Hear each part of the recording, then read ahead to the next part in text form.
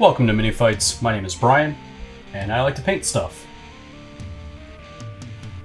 Today I'm painting more Skytear. Specifically, I'm painting the Nupten, which is the illusionary, light, desert-themed faction. And as always, we start with a black undercoat with a white zenithal coat of primer over the top, sprayed at about a 45-degree angle. You can see that this kind of creates light on the model, sort of shows you where your highlights should land, and often can be used as an undercoat for glazing. Now these particular models, we're not going to do a whole lot of glazing, but we're going to do kind of a more of a layery style, I would say. And the first step is going to be a layer fabric tone, and we're going to start that with P3 Crixbane Highlight. After that, we're going to use another P3 paint, which is Beaten Purple. And we're just blocking the model in. So you're going to see, instead of working one color to its completion, we're going to jump around and base coat the entire model, and then we're going to go back and start rendering. So Beaten Purple on these little minions top knots.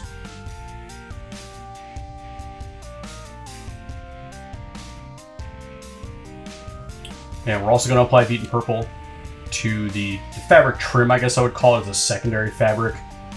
Tabard, cloak, etc.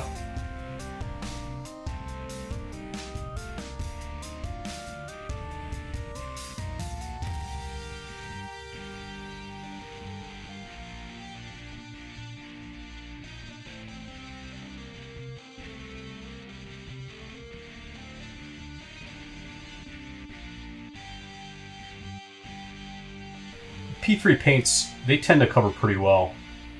You know, they require a little thinning out of the bottle. I would say that you probably need to hit this with a quick second coat just to solidify your opacity. After that's done, we're going to base coat all of our gold areas. Now I chose a Vallejo airbrush color called Vallejo Metal Color Gold. It's a lighter gold color, trends a little more towards greenish, a little less towards orange and yellow like some other golds do. Now this paint can be painted on with brushes, as you can see here. You don't need to thin it out of the bottle. It's super duper duper thin out of the bottle. So keep that in mind.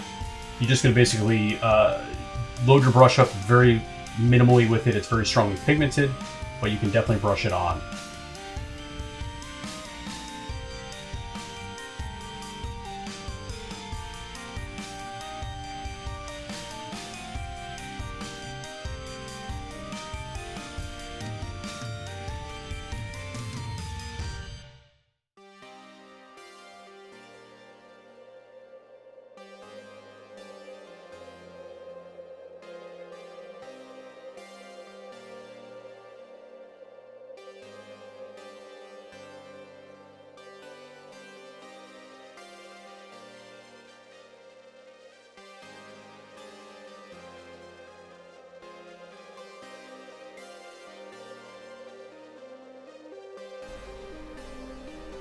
Now that the gold is done, we're going to base coat our flesh, and we're going to start with a very dark skin tone.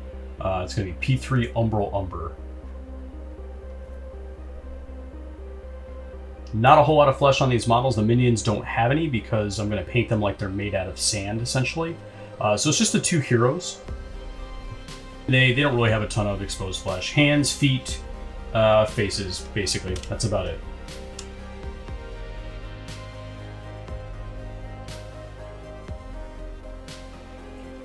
Part of the motif of these models is their desert.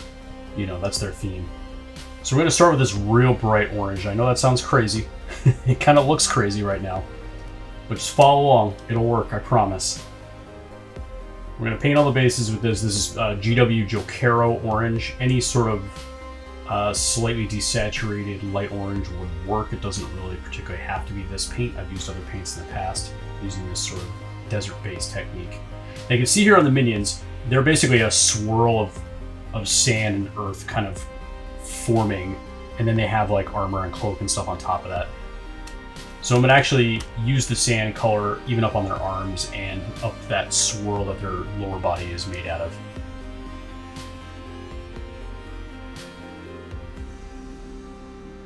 Now we want to add a little bit of a shade to our gold. We're going to apply a little bit of a wash, and it's a mix of a couple army painters. Washes, soft tone and dark tone.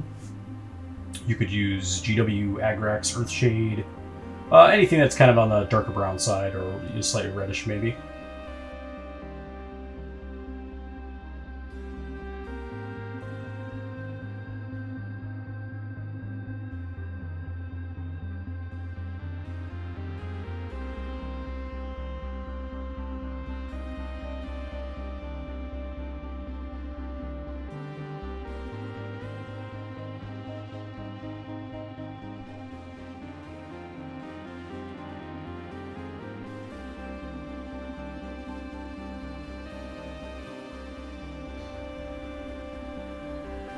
So I find, and the studio models are similar actually, their paint scheme is very close to mine, that a greenish yellowish is a very good offsetting color to go with a purple,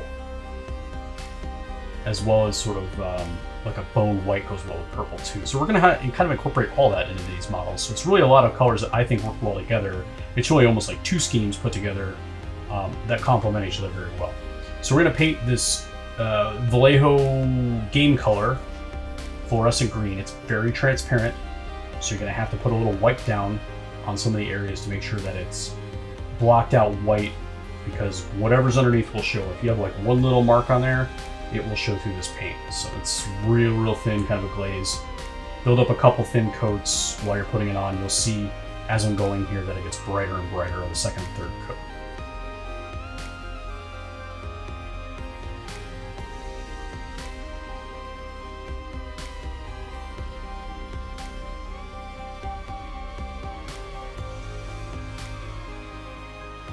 And with that, we were done blocking in, which is the best, because that's the worst part of painting, in my opinion, and the most boring. Now we're on to the good stuff. We're going to get to block in our light.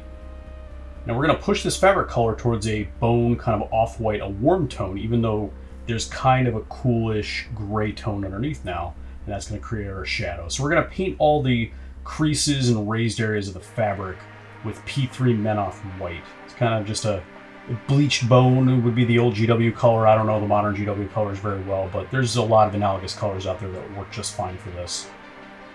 You can see here on Akuti, I believe is how you pronounce her name, her fabric is kind of strippy, like she's been wrapped almost on her arms, and the folds and stuff on her legs are numerous and tight, kind of creased, like a real stiff set of jeans, basically. So I'm just kind of painting lines across those, letting the shape of the model and the side of the brush do some of the work. You can see that there, just kind of built up that light, locked it in quick. Now Habarat, he's a little more flowing and voluminous. There's not nearly as many creases. There's still quite a bit, but not nearly as many. A lot of them run vertical like that, which is a nice opportunity to see some of this layering go in. So you can kind of just see the guide I'm putting in here. I'm building more light on the top of the arms and legs rather than on the bottom. And I'm blocking in where I think the light makes sense. But generally speaking, I'm kind of emulating the way our primer looked, where the light is coming from a 45-degree angle from above.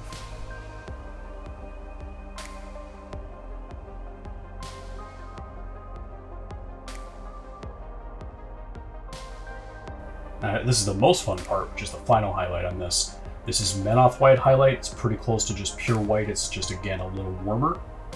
And we're just sticking it in where it makes sense on the raised areas, trying to kind of affect the idea that the fabric is lit. The majority of these models are going to be this kind of whitish fabric, so we're going to take our time and make sure we render this properly. For only 3 total layers of paint, this builds volume really quickly, and it's very striking. I've used this technique on other models. It's a great way to build a bone white cloth at a very reasonable amount of effort and time put in.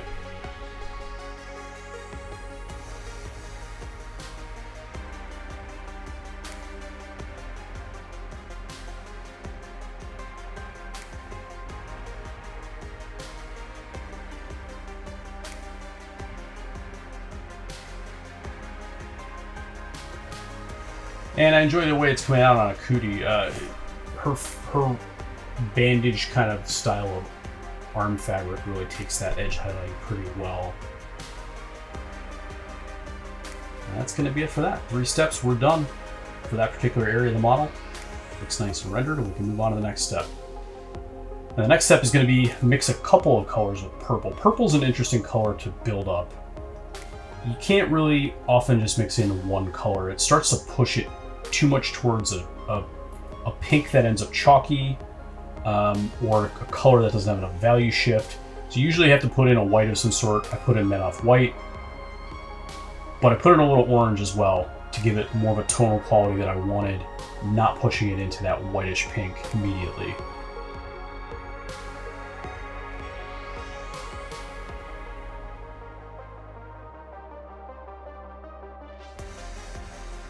And since this is our second layer, this is kind of a block-in layer. You can see I'm putting it on large volumes of the cloak. Try to hit it where it makes sense. Again, going back to our original primer coat, trying to remember where that light hit and emulate it. This particular set of colors we're using is pretty opaque, so it doesn't really allow that to show through. But just, you know, sometimes it's like muscle memory. You look at the model lit by the primer, and then you can go back and emulate it later.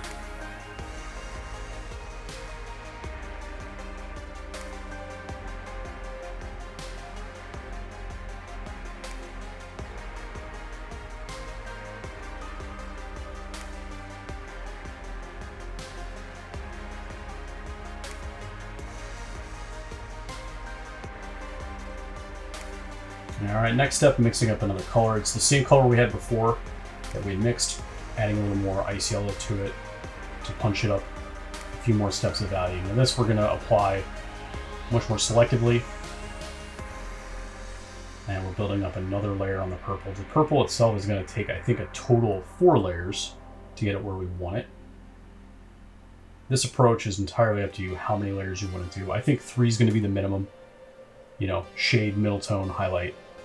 And from there, it's really just choose your own adventure. It's up to you.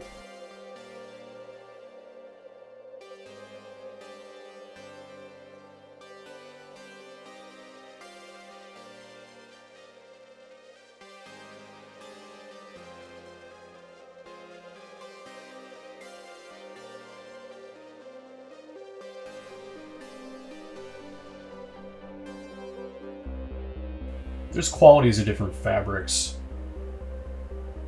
The fabric here on Habarat is very flowing and kind of like silky. It implies kind of a thinness, right? It's not heavy, it's not canvas, it doesn't have like hard, creasy folds in it, but it doesn't lay like flat either. So that particular type of fabric can actually be a little harder to highlight in this fashion because it doesn't have those nice, sharp, triangular creases in it. But you gotta kind of treat it the same way. Find the high points, build your light up. You just don't get necessarily to build it up along a flat surface as much. There's a lot more round to it. You can see from what I'm doing here, especially on his back, it's starting to come together. And this is going to be our final highlight, which is just, again, a little more Menoth white and a little more ice yellow. So this is step 4 on the purple. Base coat, 3 highlights. I guess we'll call it base coat, middle tone, 2 highlights, because that middle tone was quite a bit of it.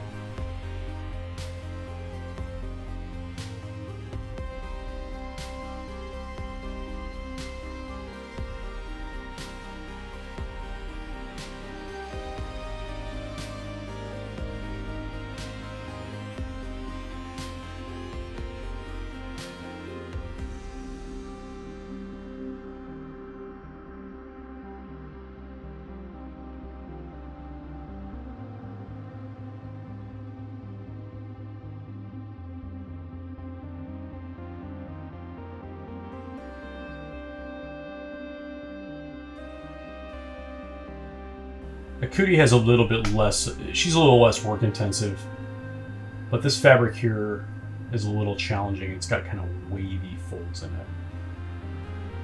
I think we did a pretty decent job of finding the high spots, but definitely not a typical shape.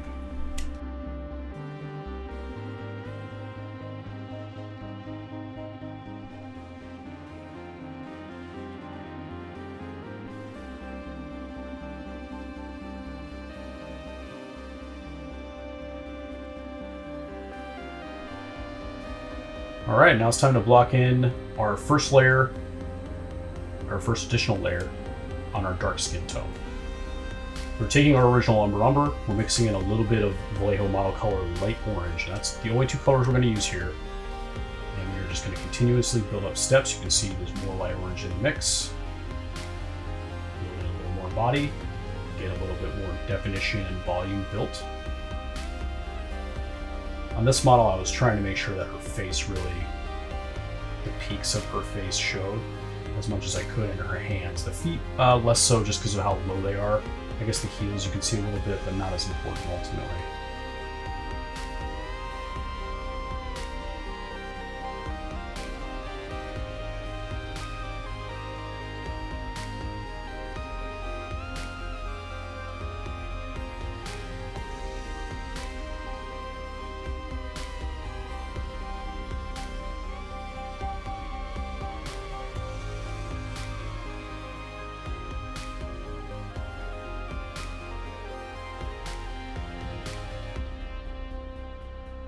And this is going to be layer 4. This is pretty much just pure light orange. I think it has just an ever so slight touch of the umber in it. You can see on the palette as how it's progressed. And we're just touching little dots of this on the high points, mostly on the face. Cheekbones, eyebrows, tip of nose, lip, chin bone, that kind of thing.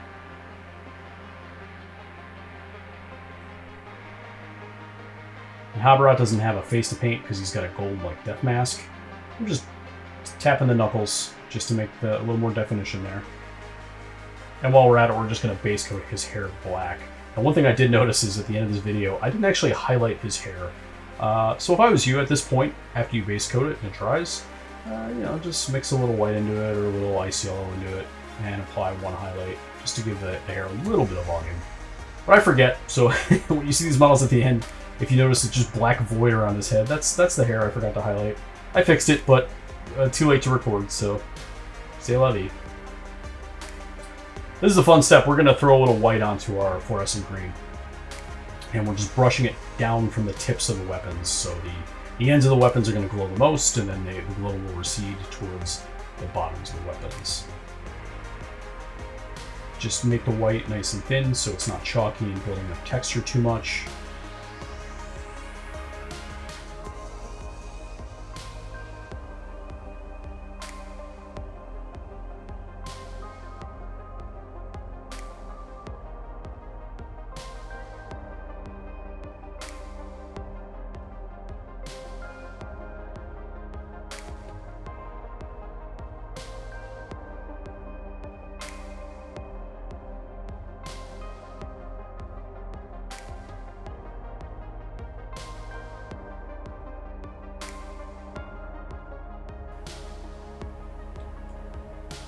Now, you didn't think we were just going to leave that white, did you?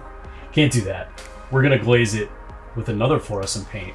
Although the word fluorescent is not in the name, it is very fluorescent. It's called Vallejo Game Air Light Livery Green. And I've built entire army painting schemes around this. I had old Tyranid army painted with this. It was really cool. Super transparent, yellowy green. Very good for object source lighting, glowing. Because of how transparent it is, you can build up layers of it and let the underneath show through.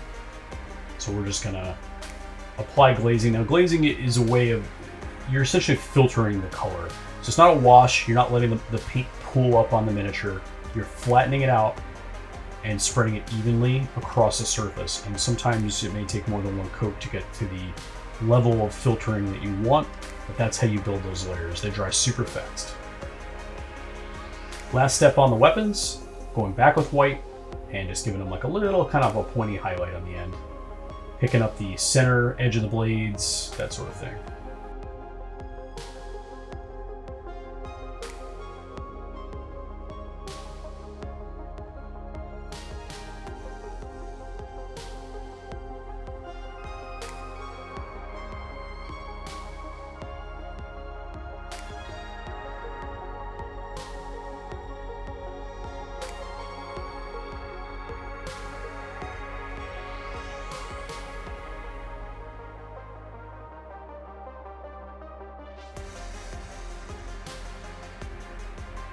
Well, as you can see on the paper towel there, it's time for some dry brushing. If you're not familiar with dry brushing, you're just taking a flat brush typically, loading it up with a little bit of paint on the edge, on the very end of it, wiping all of it off on a paper towel, and then applying it to the miniature. That little bit of paint that's remaining in the brush, it picks up on the edges, without really kind of fully covering the model. So you're kind of just catching the raised area of the miniature. I also had to break out a regular brush because you can see here that there is the dude's arms are made out of sand, the minions.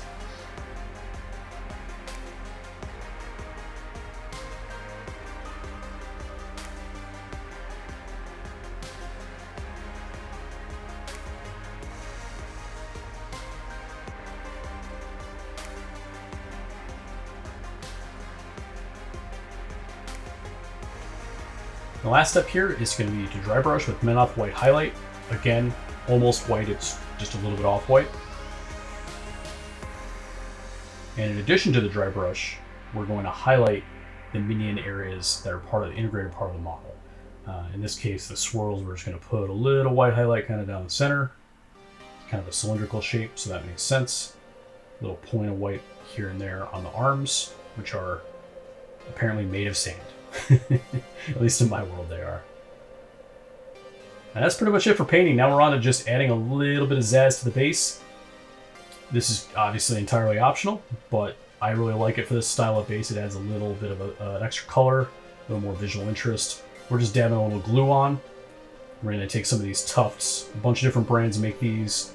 There's not a particular brand I would necessarily recommend. Just find them at your local train and hobby store. And anything for trains is pretty much where this sort of terrain would be found.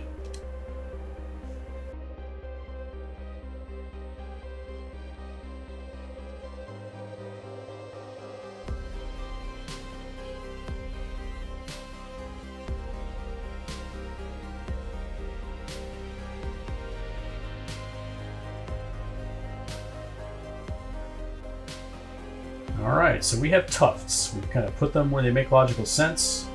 A little bit random. Now the final step. Black base edges.